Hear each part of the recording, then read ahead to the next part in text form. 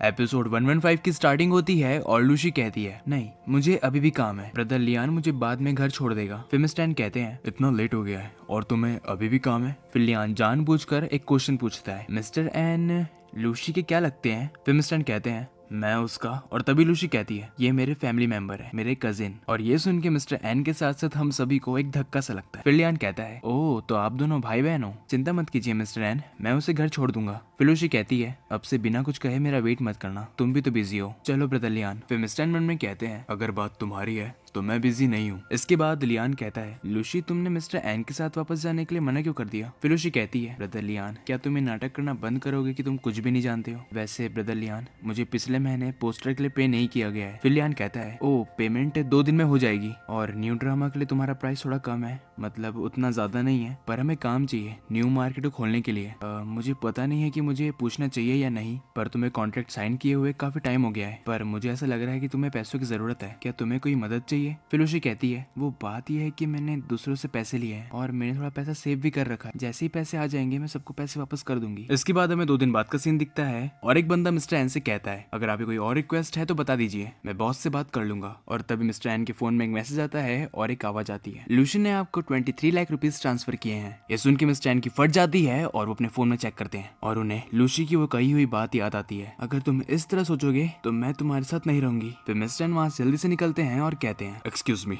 मुझे एक काम याद आया, मैं इस प्लान को हैंडल कर लूंगा और तुम्हें इस वर्जन का एक डॉक्यूमेंट सेंड कर दूंगा। फिर बंदा कहता है हाँ जरूर, आप पहले अपना काम कर लीजिए। 23 लाख रुपीज सुन के तो इस बंदे की भी फट जाती है और वो मन में कहता है जैसे कि सोचा ही था, ये बहुत बड़े जाने माने राइटर है, इन्हें इतनी आसानी से किसी ने 23 लाख रुपीज ट्रांसफर कर दिए। और वही मिस्टर एन की फट गई थी और वो मन में कहते हैं ऐसा नहीं हो सकता लूसी नहीं। फिर वो जल्दी से घर पहुंचते हैं और जैसे गेट खोलते हैं सामने लूसी सामान के साथ खड़ी थी। और फिर लूसी कहती है तुमने तो मुझे डरा ही दिया था, तुम अचानक से वापस क्यों आ गए, कि आज तुम बिजी नहीं हो? फिर मिस्टर एन कहते हैं मुझे पैसे ट्रांसफर करने का क्या मतलब है, इतने सारे पैसे कहाँ से आए, क्या तुम चाह रही हो? फिर लूसी कहती है ये तो मैंने काम करके कमाया है और मैं बहुत टाइम से पैसे सेव कर रही हूँ और तुमने मुझे पहले भी बहुत सारा पैसा दिया है जिसे मैंने पूरी तरीके से खर्च नहीं किया, रहने का खर्चा, ट्यूशन फीस और 3 साल का जो कुछ भी था, मुझे सारे अकाउंट याद है। तुम मेरे लिए बहुत अच्छे हो, थैंक यू मेरा ध्यान रखने के लिए। और मैं तुम्हें पैसे वापस करने के बारे में सोच रही थी। फिर मिस्टर एन कहते हैं मैं तुम्हारे पैसे का क्या करूंगा, क्या तुम्हें जाना है? फिर लूसी कहती है आज मुझे जाना होगा। फिर मिस्टर मन में कहते हैं तो वो दिन आ गया, मैंने सोचा था